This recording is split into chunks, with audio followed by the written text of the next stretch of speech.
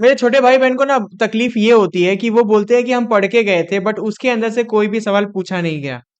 मैं आपको एक बात बता देता हूँ कि आप जो पढ़ के जाते हो और बोर्ड जो सवाल पूछ लेती है उसके अंदर डिफरेंस होता है।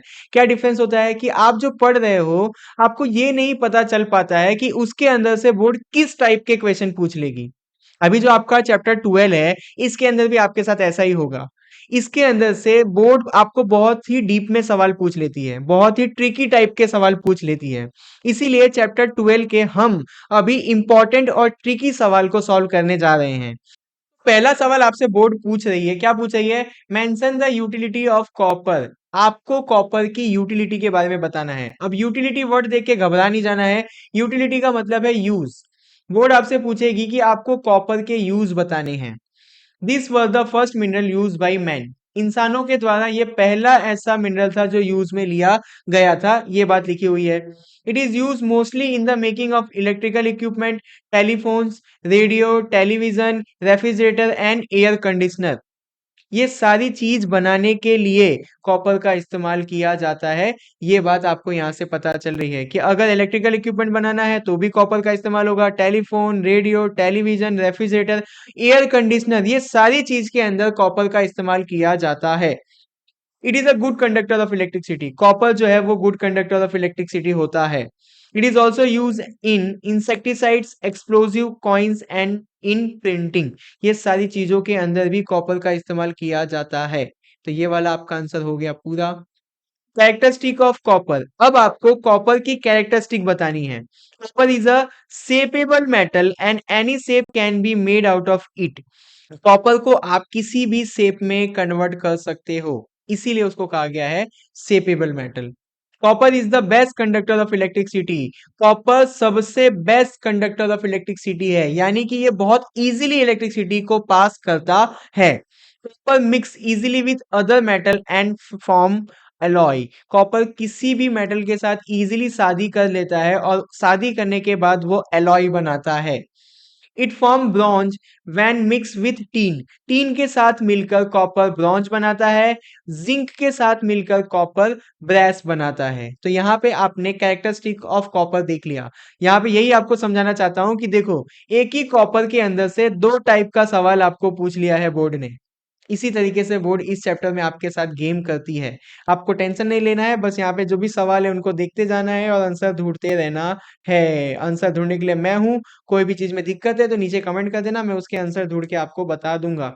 Define the following. Bauxite and lead या लीड, कुछ भी बोल सकते हो आप। पहले बॉक्साइट को देख लेते हैं। Aluminium ore is obtain from bauxite. Bauxite से हमको एल्यूमिनियम ओर मिलता है। याद रखना, हमको एल्यूमिनियम डायरेक्टली नहीं मिलता है, पहले हमको धरती के अंदर से बॉक्साइट मिलता है, उसके अंदर से हम एल्यूमिनियम ओर को निकालते हैं। It was found for the first time at Les Baux इन 1921 इन फ्रांस। फ्रांस के अंदर एक जगह है जिसको बोला जाता है लई बॉक्स, बट हम क्या पढ़ेंगे? Less box. चलेगा, पढ़ लेते हैं ऐसे। फ्रांस के अंदर लेस बॉक्स में 1921 में पहली बार बॉक्साइट ओर देखने को मिला था। It is very light in weight, strong, durable, a good conductor of electricity. It is rust free and easily ductible. अब यहाँ पे ये जो बड़ी सी लाइन है ना, मैं इसको और सेपरेट कर देता हूँ। यहाँ पे मैं क्या करता हूँ कि यहाँ पे मैं फुल स्टॉप लगा के इस लाइन को भी बढ़ा लेता हूँ और इस लाइन को मैं कैपिटल कर देता हूँ। मैं यहाँ पे आई को कैपिटल कर देता हूँ, एक और लाइन बढ़ गई, आंसर और बड़ा हो गया और याद उतना ही करना है। जो बॉक्साइड है वो वजन में हल्का होता है, मजबूत होता है, लंबे समय तक चलता है, गुड कंडक्टर ऑफ इलेक्ट्रिसिटी है। उसके साथ साथ रस्ट फ्री, यानी एल्यूमिनियम या बॉक्साइड के ऊपर जंग नहीं लगता है और इजीली डक्टिबल है। इजीली डक्टिबल का मतलब पीट पीट के कितना भी लंबा कर सकते हैं। तो ये खासियत है एल्यूमिनियम या बॉक्साइड की। It is use to make domestic utensils, electrical gadget and ship building. Ship बनाना हो, इलेक्ट्रिकल गैजेट बनाना हो या घर के बर्तन बनाने हो, सबके अंदर एल्यूमिनियम या फिर बॉक्साइड का इस्तेमाल किया जाता है। दूसरे क्वेश्चन को देख लेते हैं। लेड या lead. The lead ore is called galena. Lead ore को गलेना के नाम से भी जाना जाता है। तो एक बात आपके दिमाग में डाल देता हूं, आपको लीड पूछता है या फिर गलेना पूछता है, आपको सेम यही वाला आंसर लिखना होगा। दोनों सवाल के अंदर सेम ये आंसर लिखना होगा। It is soft. सॉफ्ट होता है बट हैवी इन वेट, वजन में भारी होता है lead. It is used to make alloy, electrical wires, weapons, glass, rubber, storage, batteries, alloy बनाना हो, इलेक्ट्रिकल वायर बनाना हो, वेपन्स बनाना हो, ग्लास बनाना हो, रबड़ बनाना हो या स्टोरेज बैटरी बनाना हो, सबके अंदर लीड का इस्तेमाल किया जाता है। It is found in Rajasthan, Andhra Pradesh and Tamil Nadu. इन सारे स्टेट के अंदर लीड हमको देखने को मिलता है। तो ये वाला भी आंसर आपका हो गया पूरा। इस चैप्टर के अंदर आपको माइंड मैप बनाने की जरूरत नहीं है, क्योंकि चार चार ही पॉइंट्स है तो इजीली याद रह जाएंगे। ये आपको हार्ड ना पड़े उसका ध्यान तो मैं रखता ही हूँ, आपके लिए इजी आंसर ही बना के लेके आता हूँ। अब यहाँ पे थोड़ा सा जूम इन कर देता हूँ क्योंकि क्वेश्चन कट रहा है। Which remedies would you suggest as a future citizen to overcome the problem of shortage of mineral resource in future? Future के अंदर मिनरल रिसोर्स की शॉर्टेज ना आए, उसके लिए आप फ्यूचर जनरेशन को क्या एडवाइस करोगे, ये आपका सवाल है। तो आप उनको चार चीजें बताना। इस आंसर के हिसाब से ये चार चीजें लेके आया हूं, ऐसे बहुत सारी है बट अपने को सिर्फ अभी इस आंसर के हिसाब से चार चीजें जाननी है कि आप अपनी टेक्नोलॉजी का प्रॉपर यूज करो, आप मिनरल का रिसाइकल करो, मिनरल का अल्टरनेटिव यूज ऑफ ढूंढ के लाओ, use of non conventional means. ये सारी चीजें अगर आप करोगे तो फ्यूचर जनरेशन के अंदर मिनरल की जो शॉर्टेज है वो खत्म हो जाएगी। अब इनको डीप में पढ़ते हैं। Use proper technology, the wastage of mineral can be reduce by using modern technology. अगर आप मॉडर्न और लेटेस्ट टेक्नोलॉजी यूज करोगे तो मिनरल का वेस्टेज कम हो जाएगा, जिसकी वजह से फ्यूचर में मिनरल की शॉर्टेज नहीं होगी। Recycling, scrap minerals like iron, copper, aluminium, tin, ये सारी चीजों को रीयूज करो, रिसाइकल करके इन सारे मिनरल्स का रीयूज करो, तो भी फ्यूचर में शॉर्टेज नहीं होगी मिनरल की। Alternative use of mineral, solar energy instant of electricity, electricity को प्रोड्यूस करने के लिए सोलर एनर्जी का इस्तेमाल करो। Aluminium instant of copper, copper की जगह एल्यूमिनियम का इस्तेमाल करो। CNG instant of petrol, petrol की जगह सीएनजी का इस्तेमाल करो। एक मिनरल की जगह पे दूसरे ऐसे मिनरल का इस्तेमाल करो जो कभी खत्म नहीं होगा, उससे भी शॉर्टेज नहीं होगी मिनरल की फ्यूचर में।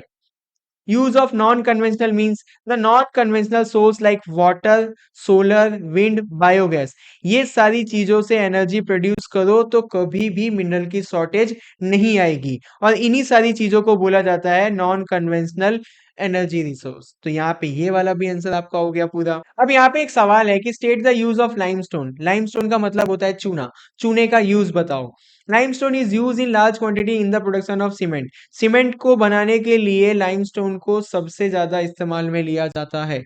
It is use for iron melting, iron को प्यूरिफाई करने के लिए लाइमस्टोन का इस्तेमाल किया जाता है। अर्थ के अंदर से जो आयरन हमको मिलता है वो गंदे फॉर्म में मिलता है, उसको प्यूरिफाई करने के लिए हमको लाइमस्टोन की जरूरत पड़ेगी। It is use in the chemical industry, soda S, soap, paper and sugar refinery. यहाँ पे भी ये जो सारी इंडस्ट्रीज हैं इनके अंदर भी लाइमस्टोन का इस्तेमाल लिया जाता है। The rock in the Jamnagar district contain about 97 lime content, 97% lime content. Example दूं, जो रॉक जामनगर के अंदर निकलता है, मैं मान लेता हूं कि जामनगर के अंदर 1 kg का रॉक निकला। अब इसको ग्राम में कर देते हैं तो 1 kg मतलब 1000 ग्राम। अभी 1000 ग्राम का एक रॉक निकला, उसके अंदर 970 ग्राम लाइमस्टोन होगा, 30 ग्राम वेस्टेज होगा। तो इतना ज्यादा कंटेंट का लाइमस्टोन हमको गुजरात के अंदर जामनगर में देखने को मिलता है। तो ये वाला भी आंसर हो गया पूरा। अब यहाँ पे समझो, what is biogas, name the biogas plant establish in Gujarat. Biogas क्या है और बायोगैस के प्लांट गुजरात में कहाँ कहाँ पे, इसका आंसर आपको देना है। फार्म का वेस्ट, यूजलेस एग्रीकल्चर मटेरियल, जानवर का गोबर और इंसान की टट्टी, ये सारी चीजें डिकम्पोज यानी सड़ने के बाद जो गैस हमको मिलता है उसी गैस को हम बायोगैस के अंदर डालते हैं। तो जो भी फार्म वेस्ट था, यूजलेस एग्रीकल्चर मटेरियल था, एनिमल का डंग था, ह्यूमन एक्सक्रेटरा था, ये सारी चीजें जब सड़ जाती हैं तो इनसे जो हमको गैस मिलता है उसी को हम बोलते हैं बायोगैस। अब आगे इनके प्लांट कहाँ कहाँ पे है उसको हम पढ़ लेते हैं। तो गुजरात के अंदर मैथान नियर सिद्धपुर, सिद्धपुर के अंदर मैथान जैसी एक जगह है, वहां पे बायोगैस प्लांट देखने को मिलता है। अहमदाबाद के रुद्रताल में देखने को मिलता है। बानसकांठा के डंटीवाड़ा में देखने को मिलता है बायोगैस प्लांट गुजरात के अंदर। तो ये वाला भी क्वेश्चन आपका हो गया पूरा। Write in brief about the different type of coal, हमको यहाँ पे डिफरेंट टाइप ऑफ कोल का लिस्ट बना के देना है। तो बेस्ड ऑन कार्बन, कार्बन के ऊपर कोल को 4 पार्ट में डिवाइड किया गया है। एक पार्ट है एंथ्रासाइट कोल, दूसरा पार्ट है बिटुमिनस कोल, तीसरा पार्ट है लिग्नाइट कोल, चौथा पार्ट है पीट कोल। कार्बन कंटेंट के ऊपर से कोल को 4 पार्ट में डिवाइड किया गया है और ये 4 पार्ट के आपके नाम हैं। यहाँ पे मैंने इजीली उसका लिस्ट बना दिया है जिससे आपको इजी तरीके से याद रह जाएगा। अब जो सवाल है उसको देखते हैं। Classify minerals into metallic mineral. जो आपके मिनरल्स हैं उनके अंदर से मेटालिक मिनरल को आपको क्लासिफाई करके देना है। तो मेटालिक मिनरल के अंदर एक मिनरल होता है precious metallic mineral. Precious metallic mineral के अंदर आपके गोल्ड, सिल्वर और प्लैटिनम यानी बहुत कीमती मेटालिक मिनरल कौन कौन से हैं? गोल्ड, सिल्वर और platinum. Light metallic mineral, light weight metallic mineral कौन कौन से होते हैं? मैग्नीशियम, बॉक्साइट और टाइटेनियम। उसके आगे पढ़ते हैं।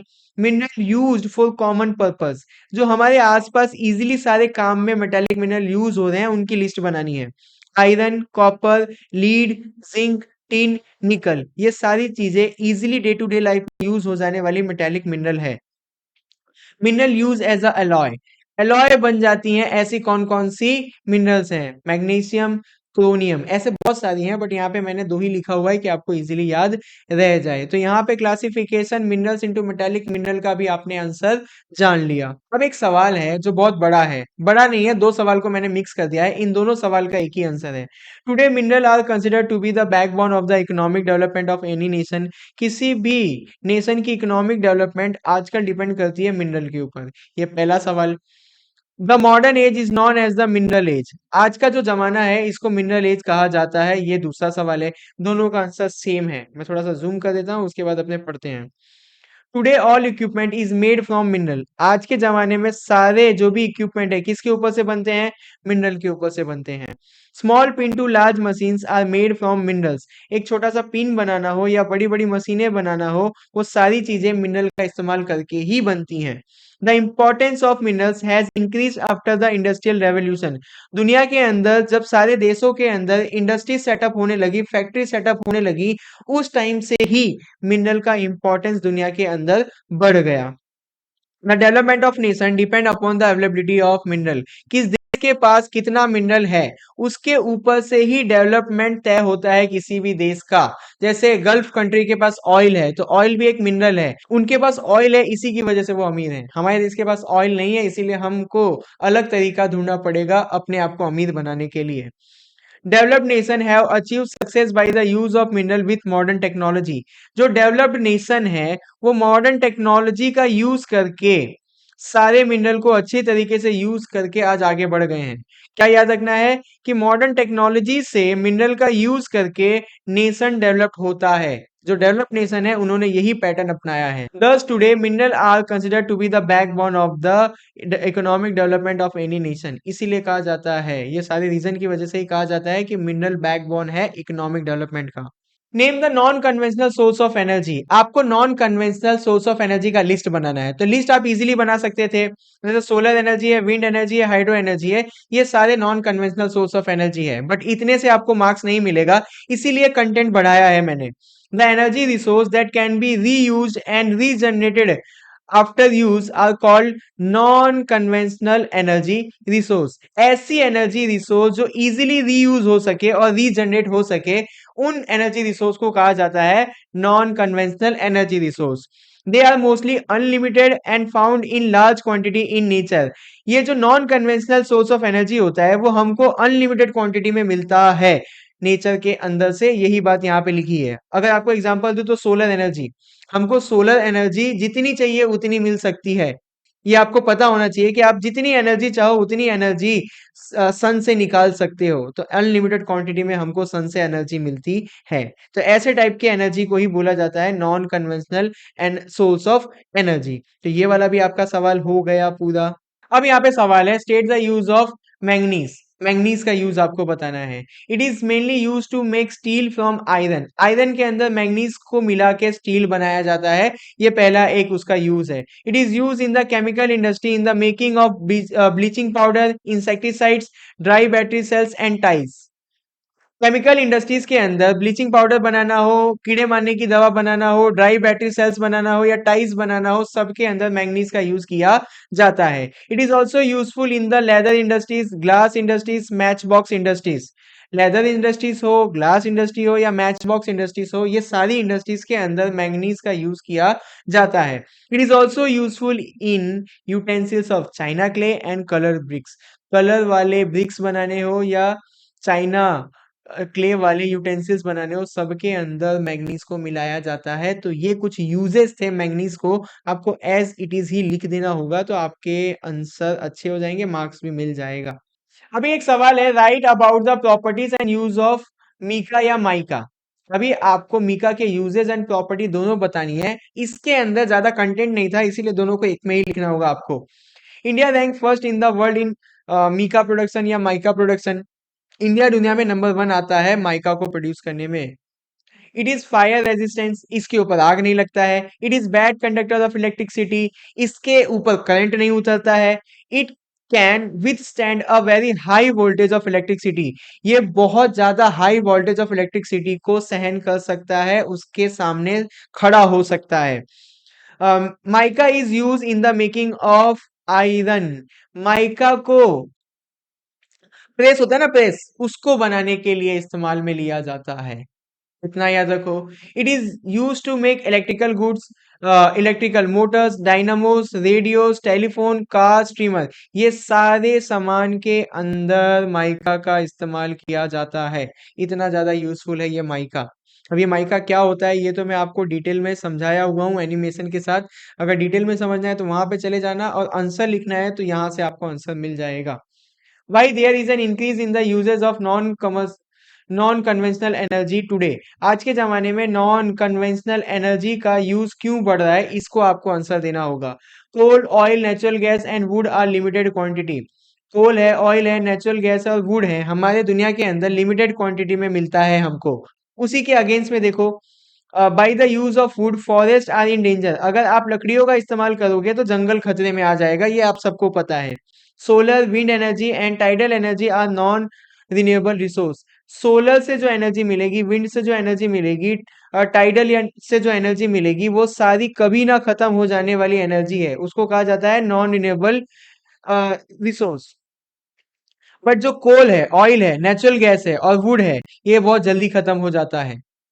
जो ये एनर्जी है, सोलर एनर्जी है, विंड एनर्जी और टाइडल एनर्जी है, वो जल्दी से हमको मिल जाता है। यानी अभी खत्म हुआ, कल वापस हम उसको जनरेट कर सकते हैं। बट अगर एक बार कोल खत्म हो गया, ऑयल खत्म हो गया, नेचुरल गैस खत्म हो गया, लकड़ी खत्म हो गई, तो बहुत समय लग जाता है इस एनर्जी को वापस से बनाने में। यही बात आपको ध्यान में रखनी है। The usages of non conventional resource will be more as compare to the conventional source of energy. Conventional source of energy के मुकाबले इनका जो यूजेस है ज्यादा हो रहा है। क्यों? क्योंकि ये जो एनर्जी है वो जल्दी से बन जाती है, ये हमको अनलिमिटेडली मिल रही है, और इनको जनरेट करना बहुत इजी है और रेगुलर बेसिस पे जनरेट हो सकते हैं। इसीलिए आज के जमाने में नॉन कन्वेंशनल एनर्जी रिसोर्स का यूज बढ़ रहा है। यही आपका मेन आंसर यहाँ पे है। आगे कुछ सवाल है कि how does man have an old and sound relation with mineral resource. Mineral resource का इंसानों के साथ बहुत ही पुराना रिश्ता है। अब वो कैसे? Small pin to large machine and spacecraft are made out of mineral. अगर आपको स्मॉल पिन बनानी हो, लार्ज मशीन बनाना हो या स्पेस क्राफ्ट बनाना हो, सारे चीजों के अंदर हम मिनरल का इस्तेमाल करते हैं। Mineral have made a unique contribution to the economic and cultural progress of man. इंसान की इकोनॉमी को डेवलप करना हो या उनके कल्चर को प्रोग्रेस करना हो, सब चीजों के अंदर मिनरल ने अपना कंट्रीब्यूशन दिया हुआ है। Certain stages of human civilizations are known as stone age, copper age, bronze age, iron age. अगर इसको इजीली समझना है तो ह्यूमन की जो सिविलाइजेशन थी उसने पहले स्टोन का इस्तेमाल किया तो उस एज को बोला गया स्टोन एज। फिर धीरे धीरे उन्होंने कॉपर का इस्तेमाल किया गया तो उस एज को बोला गया कॉपर एज। फिर इंसानों ने ब्रॉन्ज का इस्तेमाल करना शुरू किया तो बोला गया ब्रॉन्ज एज। फिर इंसान ने आयरन का इस्तेमाल करना शुरू किया तो हमने उसको बोला आयरन एज। तो ह्यूमन सिविलाइजेशन के ये कुछ नाम है। बट और क्या अपने को जानना है?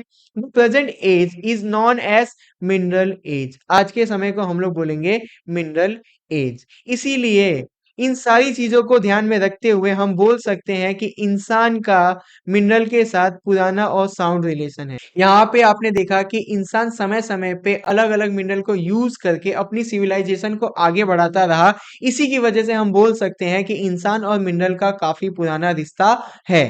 अब यहाँ पे एक सवाल है, state the type of iron and major places where it is available. Type of iron मैंने आपको करवा दिया है, अब ये कहाँ कहाँ पे मिलते हैं ये आपको टेक्स्ट बुक से ढूंढ लेना है, इजीली आपको मिल जाएगा। अब यहाँ पे एक सवाल है कि नेचुरल गैस और बायोगैस के बीच का हमको डिफरेंस बताना है। तो नेचुरल गैस क्या होता है?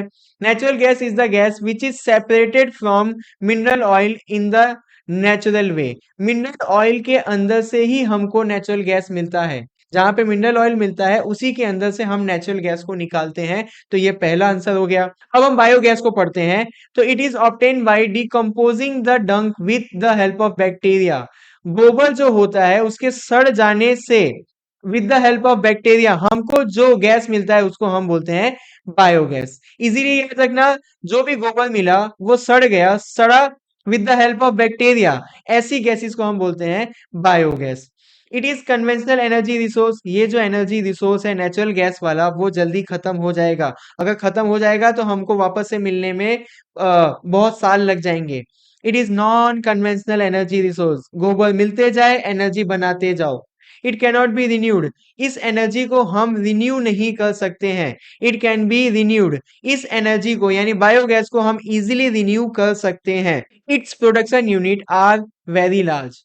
ये नेचुरल गैस को निकालने के लिए जो प्रोडक्शन यूनिट बनाना पड़ता है वो बहुत बड़ा होता है। बायोगैस को निकालने के लिए जो प्रोडक्शन यूनिट है वो छोटा सा होता है, ये आप समझो। लास्ट में क्या लिखा हुआ है? It is use on commercial basis.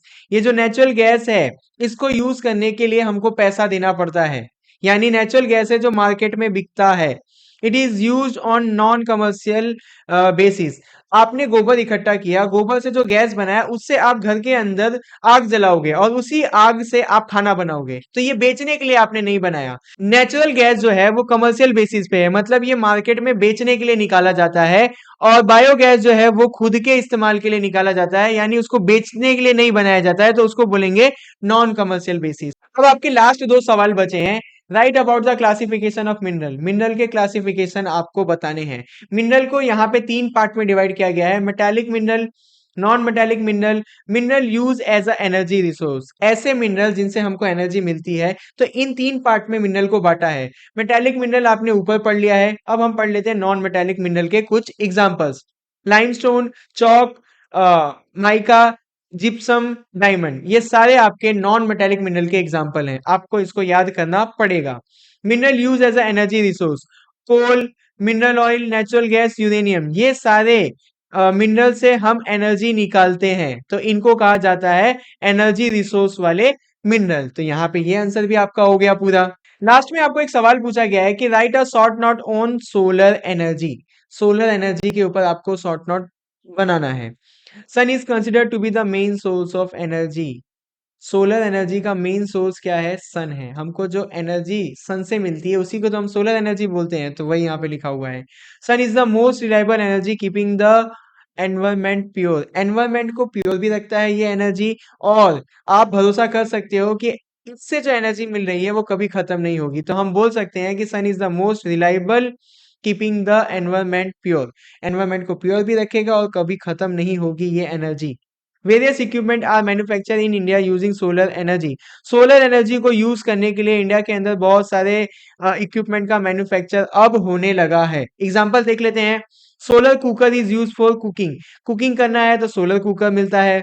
Solar heater for heating water. Water को हीट करने के लिए सोलर हीटर भी मिलता है। सबसे कॉमन जो आपको और मेरे को सबको पता है, solar panel are use to generate electricity. Electricity को जनरेट करने के लिए सोलर पैनल भी मार्केट में अब अवेलेबल है। तो यहाँ पे इस चैप्टर के मैंने आपको सारे इंपॉर्टेंट क्वेश्चंस करवा दिए। किसी के अंदर भी अगर आपको डाउट लगता है तो मुझे कमेंट करना, मैं इससे भी इजी तरीके से आपको समझाने की पूरी कोशिश करूंगा।